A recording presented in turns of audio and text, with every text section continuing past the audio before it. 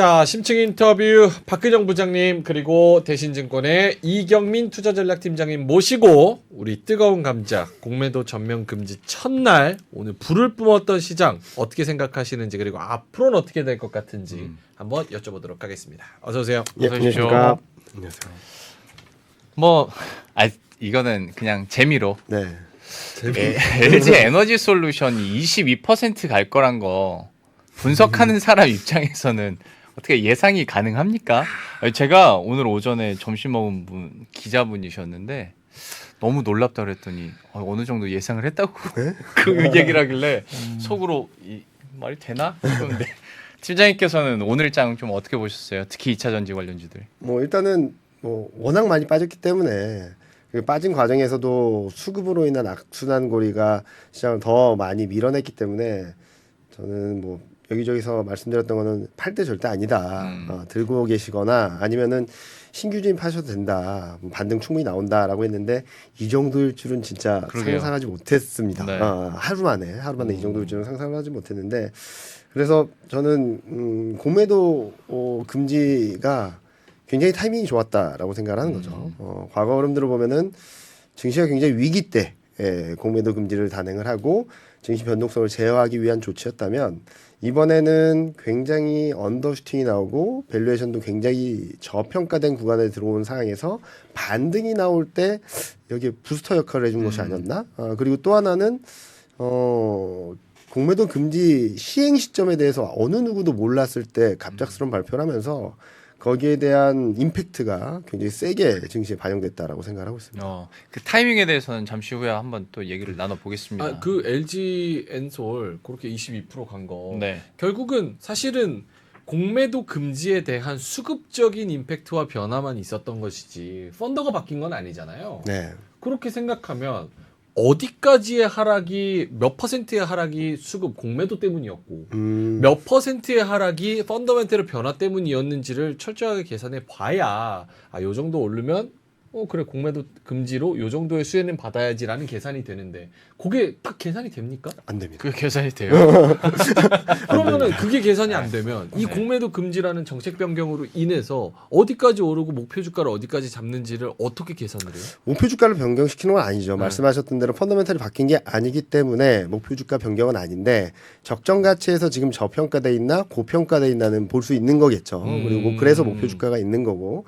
그래서 지금 현재 시점에서는 저는 충분히 저평가돼 있다라는 말씀을 계속적으로 드려왔고 여기서 얼만큼 올라갈 것인가 이게 쇼커버링이란 게 올라가면 올라갈수록 나올 수밖에 없는 구조거든요. 네. 그래서 이 상승에 제동이 걸릴 만한 뭐 변화가 있지 않는 한 그리고 과열에 대한 인식이 좀 커지지 않는 한 좀 더 올라갈 수 있는 룸은 충분히 있다라는 말씀을 드릴 수밖에 없어요. 그리고 이게 적정 가치인가라고 말씀드리면은 적정 가치가 얼마든 간에 시장은 굉장히 이성적이라고도 생각을 하지만 최근 급락하는 과정, 오늘 급등하는 과정을 보면 100% 이성적이라고 말하기는 어렵거든요. 어느 정도 감정적인 부분들, 심리적인 부분들, 수급적인 부분들이 가격 변수에 얼마든지 영향을 미칠 수 있어서 일정 부분 고평가 영역까지도 열려 있다라고는 말씀을 드리고 있습니다. 네. 그러면 아까 저희가 박근영 부장님이랑도 잠깐 언급하고 지나갔던 게 네. 오늘 뭐 내일도 만약에 급등이 나온다면 최근에 오늘 내일의 이런 급등들을 통해서 지수의 전망이나 뭐 목표가도 얘기를 하셨지만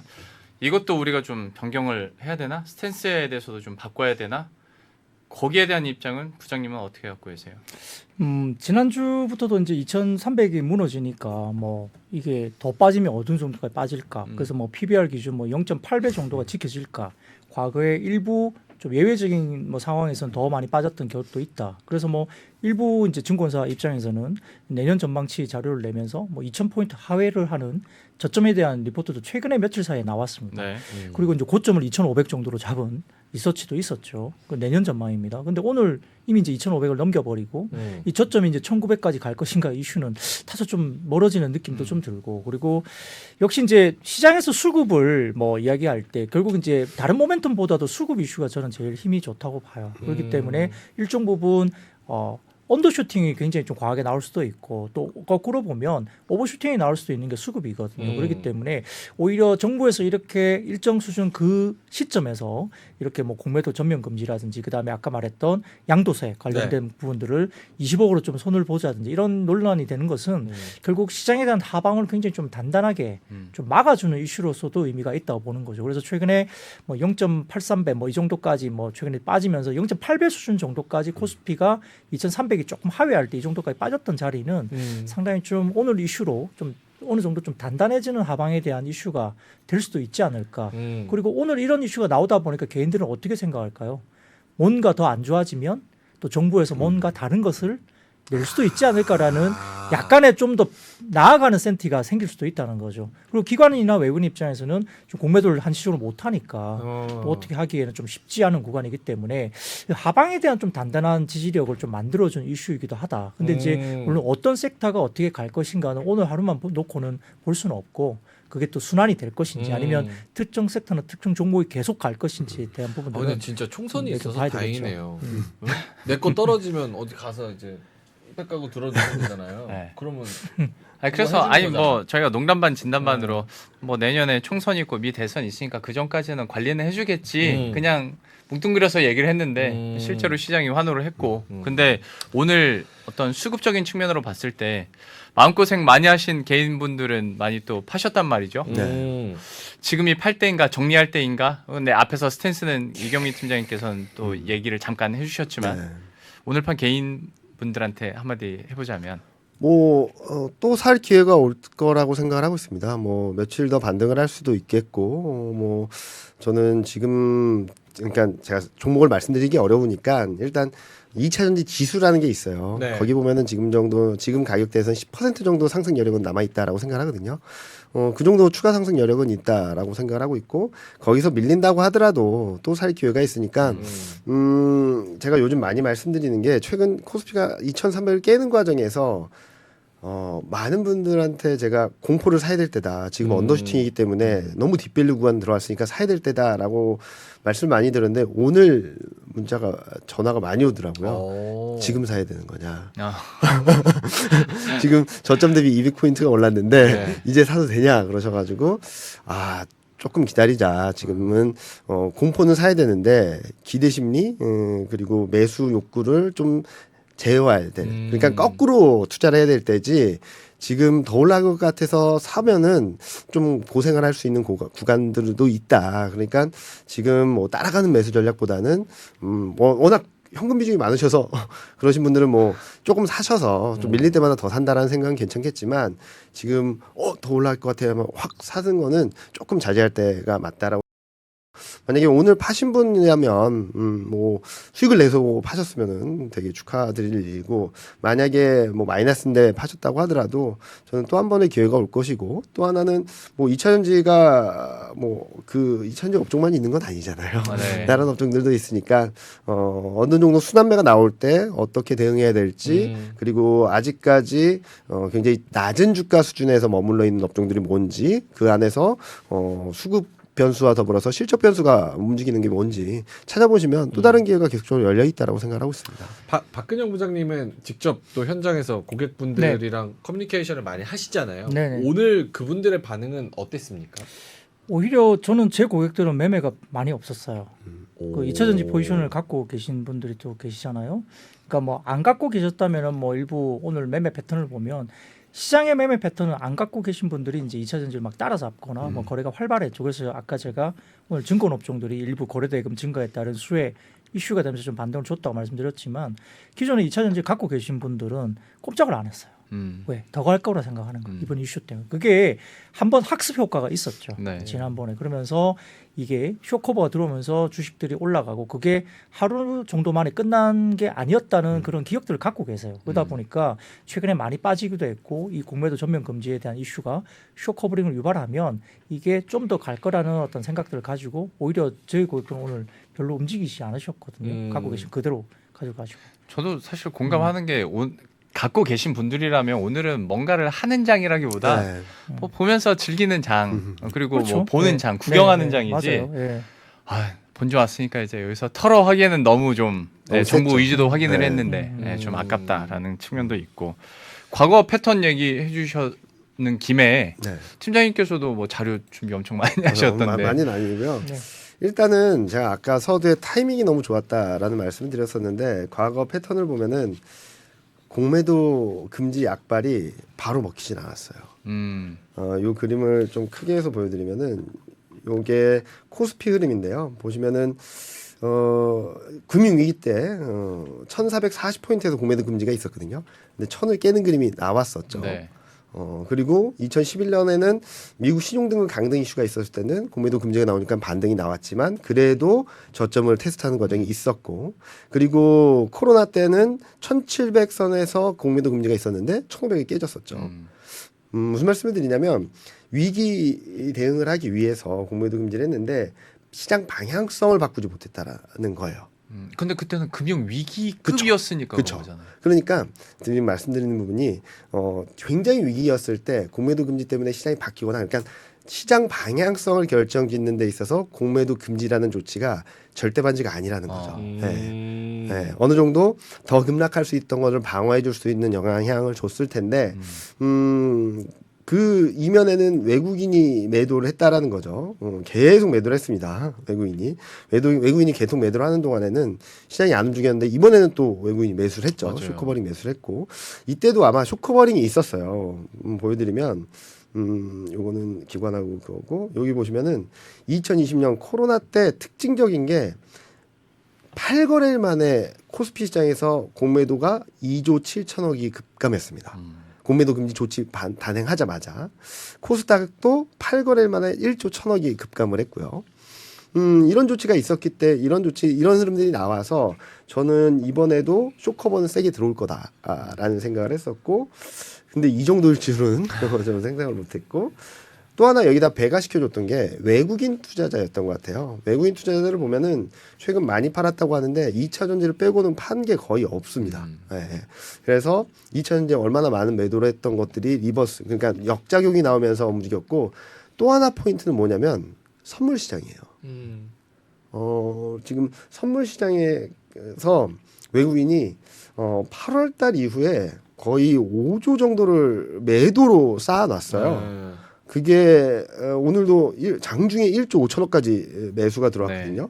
그게 앞서 말씀드렸던 현물 시장에서는 공매도 쇼커버, 선물 시장에서는 외국인이 선물 쇼커버가 좀 들어온 것이 아닌가라는 생각을 하는데 이게 지난 주말 종가까지 그림이긴 한데 이게 외국인 선물 누적 순매도예요.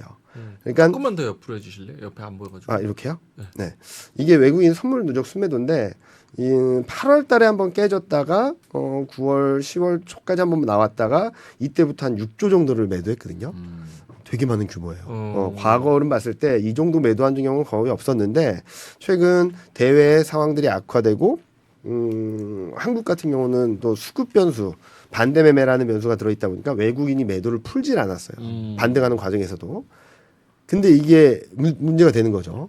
현물 시장에서 쇼커버가 나오는데 시장이 반등을 하게 되면 선물 시장에서는 매도를 깔고 있으면 또 손실을 보게 돼요. 네.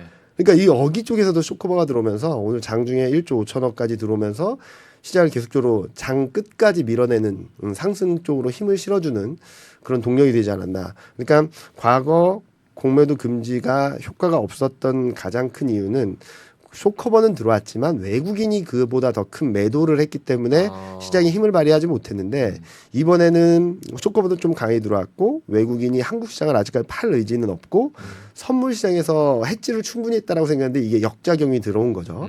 그러니까 수급에 의해서 지금 코스피가 2,300이 깨졌다면 수급에 의해서 반등 탄력이 굉장히 강해지는 구간으로 좀 들어오는 것이 아닌가라는 생각을 하고 있습니다. 그러면 이걸 순수하게 새로운 유입 자금이 엄청 많다고 하기도 좀 약간 배가 그쵸. 있지 않나요? 그거는 그렇게 보긴 좀 어렵죠. 그러면 좀 한계가 있는 거 아니에요? 뭐 한계가 있다라고도 생각을 할 수 있겠지만 아까 박근혜 부장님이 말씀해 주신 것처럼 하단에 대한 지지력을 확실하게 보여주는 것 같다라는 말씀을 드릴 수 있을 것 같아요. 그리고 올라올 때는 계속적으로 이게 선순환되면서 올라올 수 있거든요. 그리고 지금 현재 시점에서 한계가 어디까지까인 고민은 좀 있겠죠. 그것도 고민해야 되는 부분이긴 하지만 지금 공매도 규모를 보면은 당장 한계를 논하기는 조금 네. 시간이 걸리지 않을까라는 생각을 합니다. 네. 코스피 시장 보면은 작년 올해 요 초반 수준보다 한참 높은 수준에 있어서 2, 3주 정도 여러 건 있고 코스닥은 레벨 자체가 달라져 있어요, 지금. 그래서 이게 어느 정도까지 내려올지는 좀 봐야 되긴 할 텐데 아직까지 한계를 뭐 며칠 사이에 하루 이틀 사이에 한계에 달한다라고 보기는 좀 어려운데 데이터가 나와야 될 것 같아요. 네. 이 차익 공매도 잔고 규모가 한 2, 3일 정도 지연되거든요. 그게 나와야지 좀 더 명확한 레벨 그리고 명확한 수준을 말씀드릴 수 있을 것 같습니다. 이게 아까 지금 수급 말씀을 방금 전에 해주셨지만 좀 복잡하게 된 게 사실은 주말 동안에 미국 고용 보고서 나오고 국채금리 떨어지고 유가도 안정적으로 유지되고 그 내용들을 가지고 그대로 네. 월요일장 열었으면 1%에서 3% 외국인 들어오고 환율 떨어지고 이렇게 가는 거였어요. 근데 갑자기 공매도 금지라는 딱 이 하나 변수가 들어오면서 뭐 어디까지가 외국인이 상황이 좋아져서 우리 시장을 산 거고 어디까지가 공매도 금지 때문에 거기다 플러스가 된 건가를 모르겠는 거니까 더 복잡해진 거죠. 물론 오늘 시장 오른 건 너무 좋죠. 아 근데 아까 그 질문도 그렇고 명예컨은 어디까지가 이 정책 때문이고 어디까지가 펀더 때문인지 그걸 좀 딱 헷갈리지. 무자르듯이 잘라야 내가 여기서 베팅을 하느냐 마느냐도 그쵸. 결정을 할 수 있을 것 같은데 아 음. 근데 그거 진짜 애매하죠. 그거는 참 어떻게 판단합니까? 아니 그냥 무지성으로 이거 상한가 간다고 박수 치고 아 내일도 가겠지 이럴 수는 없잖아요. 내가 그렇게 그러면 내가 강원랜드 가지 내가 뭐 여기서 MTS 키고 공부하고 있어요? 그렇잖아요. 그러니까 이거를 그래서 그 밸류에이션을 어떻게 때려야 되는지가 물론 이제 뭐 부장님이랑 이제 팀장님도 거기서 명확하게 딱 얘기를 해주실 수는 없을 거라는 거 알아요. 누구도 할 수는 없어요. 그러게요. 하지만 어중간하게 이렇게 좀 감이라도 말씀을 좀 해주시면. 굉장히 어려운 이야기죠. 사실 뭐 그걸 모자르듯이 뭐 평가를 해서 이 정도 기여도가 있다고 말하는 것은 어느 누구도 지금 시장에서 말할 수 있는 사람은 없어 보여요. 근데 네. 이제 우선 말씀드렸던 그 지난주까지의 흐름 글로벌 매크로 지표들은 상당히 좀 시장을 돌릴 만한 지표들이 이미 나왔다고 맞아요. 보거든요. 그게 몇 가지를 지금 좀 말씀드릴게요. 자, 이제 제 머릿속에 있는 거 정리가 된 건데 지난 10월 27일 정도의 이야기들이 나왔던 건데 빌 에크먼이 자기가 뭐 이렇게 채권 매도 때린 걸 뭐 공매도 때린 걸 쇼커버했다라고 자랑 막 했잖아요. 그래서 그날 뭐 미국 10년물 국채금리가 20bp 정도가 빠졌습니다. 맞아요. 그러면서 이제 약 2억 달러 정도 수준을 벌었다. 한 두 달 만에. 그러면서 이제 고점에서 때렸다고 이야기를 했어요. 그런데 이제 이 관련된 부분에 대해서 이제 결국은 의미가 있다고 보는 것이 여러 가지 부분에서 미국의 재무부가 연말까지 본인들이 가져야 될 현금 부분들이 7,500억 달러 정도 수준을 연말까지 목표를 가지고 있었는데 7월 말 기준 정도로 봤을 때 한 8,500억 달러로 1,000억 달러 이상을 더 많이 갖고 있었죠. 그러다 보니까 하반기에 이제 연말에 이제 국채 발행 규모가 상당히 줄어드는 것으로 이제 발표를 했습니다. 그러다 네. 보니까 채권을 더 많이 찍을 상황이 아닌 거예요. 그러니까 금리가 더 올라가기에 좀 어려운 상황이 이미 된 거죠. 세수가 많이 거쳤던 것 같아요. 미국 시장에서. 그러다 보니까 채권 발행에 대한 이슈도 추가적인 어떤 뭐 포워드 가이던스를 했지만 대부분 이제 단기채를 좀 많이 찍고 장기채를 좀 줄이는 식으로 갔거든요. 그렇죠. 10년물 국채금리가 더 튀기가 좀 어려웠다. 근데 빌 에크먼은 좀 재밌습니다. 왜냐하면은 한 두 달 만에 한 2억 달러 정도 벌었다고 자랑했잖아요. 근데 130억 달러에 달하는 본인 현물 계좌가 있어요. 거기서는 구글로 박살났거든요. 예, 그래서 실제 구글로 박살난 게 그날 하루 만에 한 1억 한 5천만 달러, 1억 6천만 달러 정도 됩니다. 뭐 본인이 채권으로 벌었다고 자랑한 거에 거의 준하는 현물을 위해서 작살났거든요. 이 전문가들은 자기 번 것만 이야기하고 성실한 것은 절대 말을 안 하는 특징이 가지고 있는 것 같은데 빌 에크먼도 마찬가지예요. 전망도 맞은 것만 예, 얘기하는 예. 거 아닙니까? 그날 하루 만에 이뤄진 일이에요. 자기 2억 달러 벌었다 자랑했지만 구글 그때 작살 나가지고 현물에서 자기가 130억 달러 정도 수준의 펀드에서 10% 이상 갖고 있었거든요. 그날 작살나면서 그것도 다 날아간 거죠. 근데 버는 것만 이야기했어요. 근데 이제 그걸 다 차치하고 채권만 보면은 그 부분에서 굉장히 중요한 변곡점이 나왔다. 근데 그때 공매도 때리기 시작한 게 4.3% 정도 수준입니다. 그게 중요한 변곡점이 된다고 보면 지금 10년물 국채금리가 4.5 정도 수준까지 와 있는데 한 4.3 정도까지는 하방으로 좀 열어둔다. 그리고 FOMC에서 이제 파월 의장이 이야기했잖아요. 뭐 채권 점도표는 변한다는 거죠. 지금 이 부분이 이야기됐기 때문에 여러 가지 부분에서 점도표를 변화시킨다는 점을 이야기했기 때문에 아마 12월도 점도표가 좀 하향 조정될 가능성이 높다는 이야기를 하기 시작하면서 결국 추가적인 금리 인상이 12월에 없을 수도 있다는 이야기 쪽으로 넘어가는 거잖아요. 그러니까 시장에 대해서는 전체적으로 상당히 조금은 금리가 추가로 올라가기는 5% 이상의 10년물 국채금리는 이제 상단에 좀 있다라고 이제 평가를 하면서 금리가 하방 쪽으로 이제 자리를 잡은 거고요. 그럼 지금 이제 수급 쪽 이렇게 들어보니까 이제 뭐 환율 이런 부분들도 상당히 좀 1,300 아래로 좀 내려오고. 그런데 이제 뭐 그러면 경기가 굉장히 좋을 것이냐 그 부분도 좀 다른 게 임금 상승률이 빠지고 있죠. 상승폭이 빠지고 있어요. 그래서 좀 뭐 경기 침체까지는 아니더라도 좀 경기가 조금 뜨거운 게 좀 하향 조정될 수 있다는 거고. 그 다음에 BC카드가 이번에 3분기 실적 발표할 때 1분기, 2분기 분기 단위로 7%씩 올랐는데 3분기 5% 상승으로 조금 주춤하고 있다 이야기 나오면서 경기가 조금 너무 뜨거운 것은 조금 식는 쪽으로 이야기되고 있고 그다음에 GDP 관련된 부분도 이번에 4.9가 나왔어요. 그죠? 4.5가 컨센이었는데 거기에 중요한 게 뭐냐면 일회성 재고가 4.5에 대한 컨센에 대해서 재고가 일회성인데 0.2 정도가 애드업이 될 걸로 시장이 예상했지만 이번에 4.9가 나올 때 재고가 1.3이 애드업이 됐거든요. 그러면 실질적으로 그 재고를 빼고 나면 GDP가 과연 뜨거웠느냐.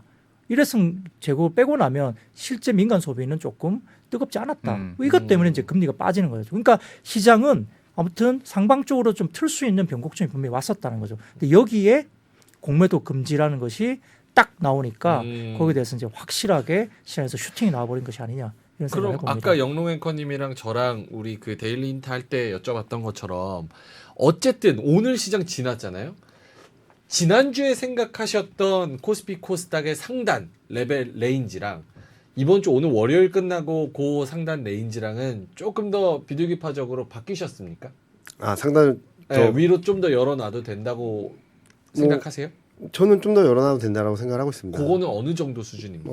저는 원래 자료를 통해서 뭐 원래 생각했던 게 2,400에서 2,700이었는데 최근 레벨이 떨어지면서 2,300에서 2,600을 봤다면 저는 올해 연말까지는 2,650 돌파 시도 정도까지도 열어놓을 수 있지 않을까라는 생각을 하는 거고, 그러니까 이 수급 변수로 인해서 절대적인 방향성이나 레벨 자체가 크게 변하지는 않아요. 근데 플러스 요인은 분명히 맞거든요. 플러스. 그렇기 때문에 상단을 좀 더 열어놓을 수 있겠다. 근데 좀 조심스러운 거는 이게 상승 쪽으로 확 튀어오른 것도 맞지만 이게 거꾸로 말씀드리면 시장이 불안정해지거나 흔들릴 때 또 이렇게 좀 많이 흔들릴 수도 있어요. 아, 그 얘기 하시면은 네.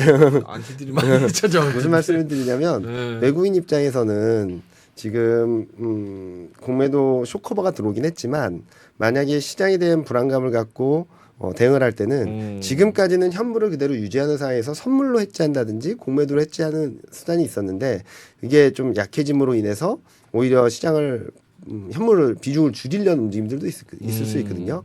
그래서 일단은 뭐 안전판이 만들어졌고 그로 인해서 우상향하는 그림이 나올 거고 상단도 좀 더 위로 열어놓을 수 있겠지만 네. 급등한 만큼 등락에 있어서의 변동성 진폭은 좀 클 수 있다는 점들은 좀 염두에 두고 대응하자라는 말씀을 드리고 싶은 부분이죠. 네. 근데 뭐 사실 지금 분위기로 봤을 때는 아까 말씀해 주신 것처럼 배드 이즈 굿이잖아요. 네. 그러니까 이런 경기에 대한 둔화 움직임들, 그럼 금리도 낮아지고 긴축도 이제 다시 인하 얘기도 더 맞습니다. 많이 나오는 것 같고, 그래서 인하해야지. 지금으로서는 이제 막 떨어질 걱정보다는 올라갈 거에 대한 기대감이 사실 더 클 수밖에 없는 상황이고, 그러면 여기에서 이제 혹자는 이것만 확인하면 돼라고 하는 지표 중에 하나가 이제 10월 CPI 네, 맞습니다. 인 건데, 예리하다. 거기에 대해서는 좀 어떻게 전망하시고 우리가 얼마나 의미 부여를 해야 될지. 10월 CPI요? 끝났죠? 아니요, 그게 아닌데 아니에요? 어느 누구도 확답을 주지 못하고 있어요. 저희 내부에서도 저랑 이코노미스트랑 좀 다른 의견을 갖고 있기도 하고. 왜냐면은 왜 10월 CPI를 짚어주시냐면 요 그림 보시는 것처럼 22년 9월이 코어 CPI, 그러니까 그냥 CPI 말고 코어 CPI를 보셔야 돼요. 코어. 22년 9월이 고점이었어요. 그러니까 기저 효과가 들어오니까 23년 9월까지 떨어지죠. CPI도 마찬가지였습니다. 22년 6월이 고점이다 보니까 기저 효과로 인해서 23년 6월까지 엄청나게 떨어졌어요. 9.1이었던 게 3으로 간 거죠. 네. 근데 이 기저 효과가 소멸되면서부터 반등을 했던 거예요. 근데 코어 CPI가 지금 클리블랜드 연에서 발표하는 인플레이션 나오를 보면 거의 플랫하거나 약간 반등할 거라고 전망이 들어와 있어요. 그러면은 반등을 하게 되면 이때 조금 불안정한 흐름이 나올 수 있습니다. 그러게요. 11월 14일 날 발표되거든요. 네. 만약에 이게 반등을 하게 되면 아까 말씀드렸던 대로 등락이 좀 진폭이 큰 그림들이 나올 수 있고, 만약에 여기서 4.1보다 낮은 4 또는 3.9를 보여준다. 그럼 뭐 네. 시원하게 네. 움직이는 거겠죠. 근데 여기서 조금 걱정스러운 것은 아까 말씀하셨던 것 중에 하나가 금리 인하에 대한 기대감이 들어오고 있다라고 하는데 저는 이게 최근 들어서 코스피 미국 증시도 좀 강한 반등을 하긴 했지만 조금 쉬어갈 수 있다. 조금 쉬어갈 수 있으니까 여기서 더 세게 배팅을 하긴 좀 어렵겠다라 말씀드렸던 이유가 24년 6월 달에 금리 인하할 수 있다라는 전망이 85.6%예요. 너무 높아요. 네, 맞아요. 너무 높아요. 아니 우리 2주 전까지만 해도 금리 인하 기대감이 자꾸 뒤로 밀린다고 맞아요. 얘기했었어요. 이게 상황은 바뀌었는데 뭘 왜 너무 높아요? 너무 높은 거죠. 그러니까 그래요? 연준이든 어디든 금리 인하에 대한 언급은 아무도 안 하는데 시장에서 기대감을 갖는 거고 또 하나는 그 9월 FOMC 이후에 문제는 뭐였냐면 파월 연준의장이 전망표를 제시한 게 상반기 금리 동결이었는데 경기 전망은 내년 상반기 경기가 되게 안 좋을 거라고 전망했던 거야. 뭐야? 경기 안 좋은데 금리 동결한다고? 이러면서 불안해했는데 네. 이번에 그 물꼬를 열어준 거죠 연준 네. 의장이. 그런데 단기적으로 너무 튄 거 아닌가? 85.6%라면. 근데 거꾸로 7월, 8월로 넘어가면 거의 100%에 가까워요. 거의 기정사실을 한다는 건 되게 위험한 거거든요. 그런 흐름이 좀 단기적으로 세게 들어와서 약간의 브레이크를 밟을 수 있는, 그러니까 유턴은 하지 않겠지만 막 가속 페달 밟다가 약간 가속 페달을 살짝 발을 떼거나 약간 브레이크를 밟을 수 있는 시점인 된 것 같다.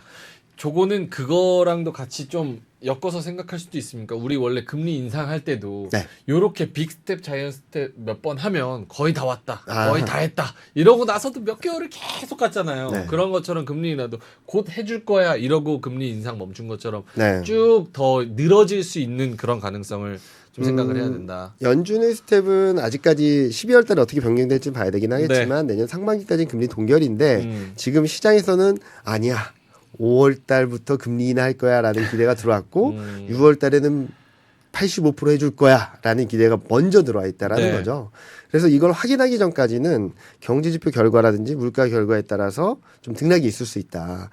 그런 것들을 좀 염두에 두고 대응하시고 이 그림이나 이 확률은 패드워치라고 해서 인터넷 사이트에서 매일매일 확인하실 수 그쵸. 있거든요. 이런 것들을 좀 체크하시면서 너무 과도한 거 아닌가? 지금은 좀 꺾였나? 어디까지 꺾이나? 그런 것들을 좀 보시는 것도 좋을 것 같다는 생각합니다. 부장님한테 여쭤볼까요? 채팅이 하나 들어와서. 김동현 형님이 우리 항상 좋은 질문 해주시는데 미국 셧다운이 얼마 안 남았어요. 11월. 혹시나 모를 변수에 대해서 질문 좀 가능할까요? 말씀하셔서 네. 저도 계속 악재를 찾고 있어요. 금리 인상 지나갔고 국채 금리 안정되고 전쟁도 한 템포 간 것 같고 뭐 공매도 금지까지 들어와 버리고 이거 이렇게 좋을 리가 없는데 이런 생각이 좀 들어가지고 이거 좀 아닌데 이런 생각. 뭐 혹시 뭐 쇼츠신 거예요? 그렇게 악재만 자꾸 찾으려고 하시는 거예요? 그래서 뭐를 좀 조심해야 되고 어떤 걸 변수로 생각하고 계신지. 뭐 일단 예산안 관련된 부분들은 노이즈가 있겠죠. 음. 지금 이번에 하원 의장이 결국은 트럼프 쪽에 관련된 사람으로 알려져 있잖아요. 그러다 보니까 조금 더 예산안 관련된 시기를 좀 더 연장시키거나 늦춘다는 의견들이 좀 많습니다. 그렇기 때문에 항상 예산안은 정치적인 줄다리기를 하면서 한 번에 해결된 적이 별로 없었던 기억이 있어요. 네. 그러니까 이제 주가가 또 많이 오르다 보면 단기에 만약에 많이 오르면 아까 말씀하셨듯이 11월 중순 이후에 뭐 몇 가지 변곡점들이 있고 CPI도 살짝 지금 다시 고개를 살짝 뭐 시기적으로 들는 어떤 변수가 생길 수 있는 국면에서 예산안이 좀 뭐 어쨌든 역사적으로는 문제는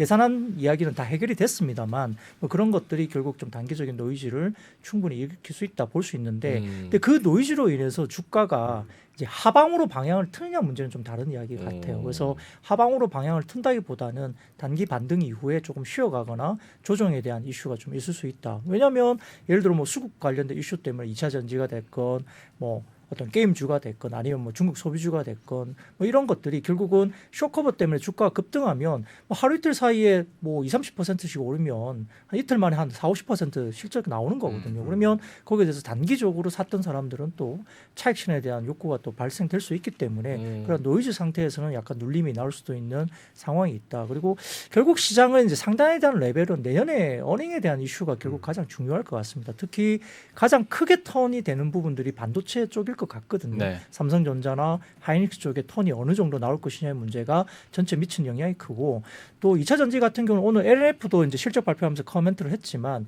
2차 전지에 대한 업황은 이제 LNF 입장에서는 내년 2분기 정도의 수익성이 턴이 될 것이라고 컨퍼런스 콜에서 이야기할 정도로 4분기와 1분기까지는 다소 조금 보수적인 견지를 이야기했거든요. 근데 이제 바닥론에 대한 이야기를 하면 주가는 먼저 움직일 수도 있겠지만 굉장히 좋아지고 턴에 대한 본격적인 그런 시점은 2분기 정도로 추정을 하는 그런 분위기이기 때문에 일단 단기 반등에 대한 요소는 충분히 수급적인 요소는 갖고 있으나 일단 어느 정도 11월 중순 이후에 변수는 있다. 그러면 좀 쉬어갈 수 있는 여건도 충분히 감안해야 된다 이렇게 말씀드리겠습니다. 그러면 이제 두 분한테 공통 질문하고 어느 정도 이제 한 번만 해명해도 돼요? 무슨 의미? 진짜 쇼쳤냐고 채팅창에 얘기가 있어서 아니 저는 이겁니다. 저는 제가 있어 보니까 가장 조심할 때가 모두가 다 신났을 네, 때 맞아요. 맞아요. 그럴 때가 맞습니다. 한 번 돌아서서 네. 일부러라도 반대 의견을 좀 내봐야 될 때고 저도 동감합니다. 안 좋다는 얘기할 맞아요, 때 맞아요. 오히려 좋은 거 찾아서 네. 이런 게 바닥인가 하고 좋은 얘기 꺼내니까 숏 안 쳤어요. 지난주에 아니, 샀다니까. 저도 그때 출연하는 사람에 따라서 무조건 저는 반대 입장에서 반대 의견. 질문을 네. 드리거든요. 어쩔 수 없어요. 우리는 기계적으로. 하다 자, 보니까. 공통 질문.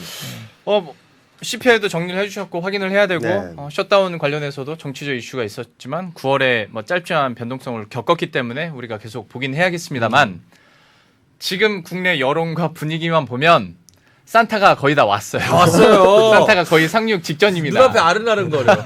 연말까지로 봤을 때 네. 일단 산타 랠리의 기대감 두 분은 어떻게 판단하시는지 좀 말씀 부탁드릴게요. 팀장부터. 저요? 네. 뭐. 아니, 저는 아까 말씀드렸던 11월 14일 결과가 좀 결정 지어줄 거다라는 생각을 합니다. 만약에 12월 14일 날 코어 CPI가 둔화되게 되면은 연준의 스탠스도 좀 변할 수도 있고 그리고 금리 통화 정책에 대한 기대감도 변할 수 있기 때문에 산타랠리 올 가능성이 확실히 높아진다라는 말씀드릴 수 있겠고 만약에 여기서 또 반등을 했다라고 하면 앞서 보여드렸던 금리 인하 기대가 또 빠르게 후퇴할 수도 있거든요. 그렇기 때문에 만약에 반등을 하게 되면 좀 2,500에서 2,400 박스권 만약에 코어 CPI가 둔화를 이어가게 된다면 2,650을 향하는 그림들을 충분히 열어놓을 수 있겠다라는 말씀드리고 있습니다. 네.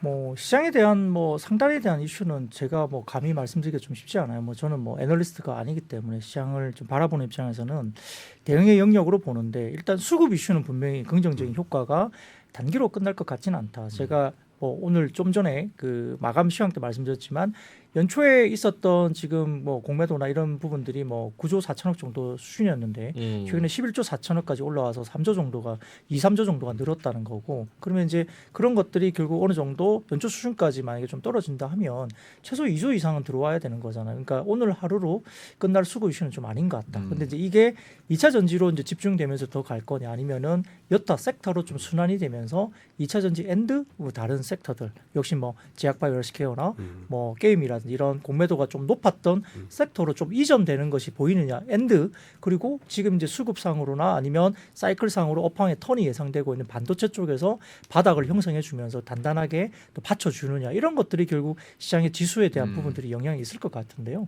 사실은 이제 지금은 지수단을 가지고 우리가 뭐 지금 방송을 보는 분들도 지수에 지금 베팅한 분들이 얼마나 계시겠어요. 그죠?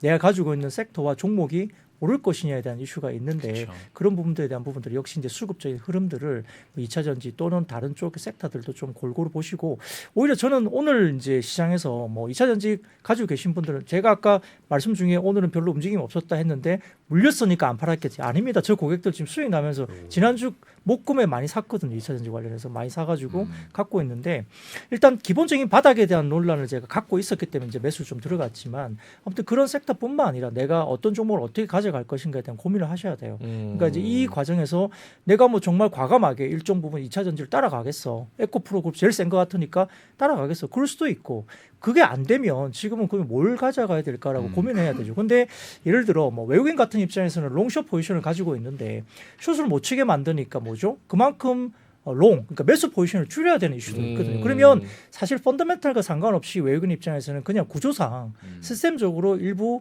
종목들을 좀 일부러 팔아야 되는 상황이 생길 수도 있어요. 그러면 약간 펀더에 상관없이 어이없게 빠지는 섹터가 나올 수 있거든요. 근데 그런 섹터 가운데 펀더에 대한 문제가 없거나 내년에 상방에 대한 턴이 되는 섹터가 있단 말이죠. 그런 종목들은 잘 지켜보고 계시다가 주식을 담아야 되는 그런 시기가 또 아닐까 싶기도 합니다. 그래서 약간 그런 수급적인 포인트도 롱숏 펀드를 하는 헤지펀드들에 대한 이슈들이 수급적인 부분에서 단순히 숏커버를 하는 게 아니라 롱 포지션을 줄일 수도 있다. 근데 그게 펀드와 상관없는 매도라면은 사야 되는 섹터가 나올 수도 있다는 것도 좀 유념을 할 필요가 있겠습니다. 알겠습니다. 그래도 뭐 이번 주 적어도 내일 그리고 이번 주까지는 조금 상승으로 조금 즐겨도 나쁘지 않을 것 같죠. 그동안 얼마나 눌렸습니까? 지금 차트 보면은 답이 안 나오는데. 그러니까 이제 사실 뭐 저는 이제 그냥 트레이더 입장에서 보면 내일 만약에 2차 전지 관련주가 오늘 상한가 붙였는데 오, 내일 아침에 갭 상승해서 뛰었을 때 네. 예를 들어서 뭐 한 10% 정도 뛰었다. 그때 이제 어떻게 할 거냐 따라가야죠. 중요하고요. 예. 예. 저는 쫄 보여가지고 그러니까 굉장히 중요한 변곡점이 네. 될 수 있어요. 그러니까 내일 갭 상승해서 뛰었는데 예를 들어서 아침에 뛰었다가 뭐 거기서 음봉이 나오느냐 아니면 그때 약간 밀렸다가 힘을 다시. 받고 다시 땡기면서 더 치고 올리면 쇼커버가 더 세게 들어올 가능성도 있거든요. 그렇게 되면 정말 내일 어떤 변수가 또다시 2차 전지 쪽에 쏠릴 수도 있는 네. 그런 수급 쏠림 현상이 또 나타날 수 있다는 점에서는 상당히 좀 중요한 내일 아침에 어쨌든 예상컨대 갭 상승으로 좀 시작할 가능성이 높다고 보는데 그 이후에 흐름들에 대해서 변수가 좀 될 수 있지 않을까 싶습니다. 알겠습니다. 뭐 모두가 박수 칠 때 한번 이렇게 쭉 주위를 둘러보는 것도 네. 나쁠 건 없으니 네. 좀 그렇게 해보시면 좋을 것 같고요. 오늘 두 분이서 같이 나오시니까 굉장히 좋네요. 재밌네요. 너무 네. 재밌어요. 시간이 벌써 다 돼서 저는 이만 인사를 좀 드려야 될 것 같습니다. 자, 그러면 심층 인터뷰 대신증권의 이경민 투자전략팀장님 그리고 박근영 부장님 IBK 투자증권 우리 박근영 부장님과는 여기서 인사드리도록 하겠습니다. 오늘 말씀 고맙습니다. 네, 감사합니다. 자, 저희도 이제 가죠. 네, 저는 좀 짠했습니다 옆에서. 왜요? 원래 명앵커가 댓글로 이렇게 상처를 받지는 않는 것 같은데 그 숏에 대한 오해가 한켠에 좀 남아 있었는지. 이거 우리의 숙명입니다. 아. 방송인의 숙명. 항상 평가받고 또 비판받으면서 네. 또 성장하고 반성하고 이런 것도 또 우리 숙명이니까. 예. 자, 알겠습니다. 여러분 오늘 스윙 되신 분들 정말 축하드리고요. 축하드립니다. 그리고 다 같이 또 내일도 빨간불 보면서 고루고루 올라가서 다 같이 박수 칠 수 있는 시장 기대하면서 내일 퇴근길 라이브에 저희는 뵙도록 하겠습니다. 오늘도 끝까지 함께 해주셔서 진심으로 고맙습니다. 고맙습니다. 장 시작 전부터 종료까지 쏟아지는 수많은 뉴스와 정보들. 이 중에서 어떤 것이 투자에 정말 도움이 되는 정보일까요? 3프로의 증시 셔터맨 박근영 마스터가 직접 정보를 선별하고 투자의 힌트를 드립니다. 시간도 아끼고 투자 아이디어도 얻는 시간, 박근영 부장의 마켓 힌트와 함께 하세요. 자세한 사항은 3프로 TV 앱과 홈페이지를 확인하세요.